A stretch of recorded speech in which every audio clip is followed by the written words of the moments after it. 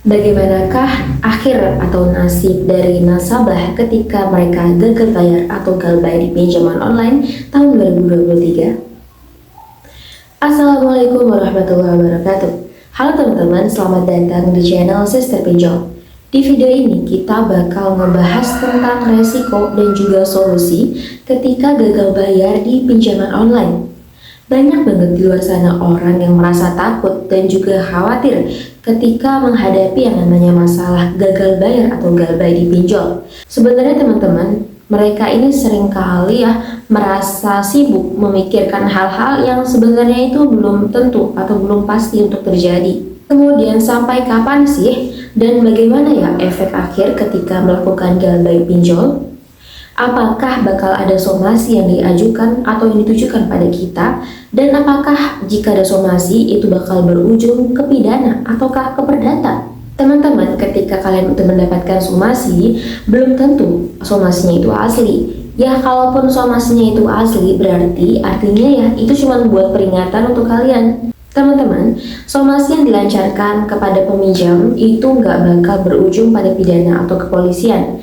Kalau ke polisi nggak bakal ya, kalau ke pengadilan sih bisa jadi. Tapi kalau masuk ke pengadilan, bakal tetap masuk ke ranah perdata dan harus digugat di pengadilan negeri tempat domisili kalian.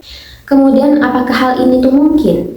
Teman-teman, kalau sejauh ini orang-orang yang galbay pinjol itu hampir tahunan atau bahkan sudah bertahun-tahun, itu kemungkinan besar belum ada ya yang sampai terjebak dan terlilit pinjol yang gimana sampai harus dibawa ke ranah hukum perdata atau ke pengadilan. Nggak semua kasus gagal bayar pinjol itu sampai ke pengadilan ya, kecuali nih ketika ada kesalahan yang fatal dari peminjam atau mungkin ada masalah serius nih dengan pinjolnya.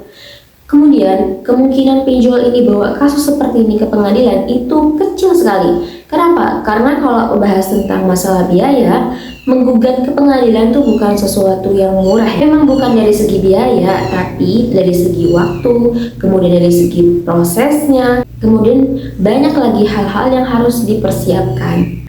Oke teman-teman, jadi udah ya, gak perlu terlalu panik. Jangan panik nih jika menerima somasi atau ditagih sama penagih utang atau debt collector.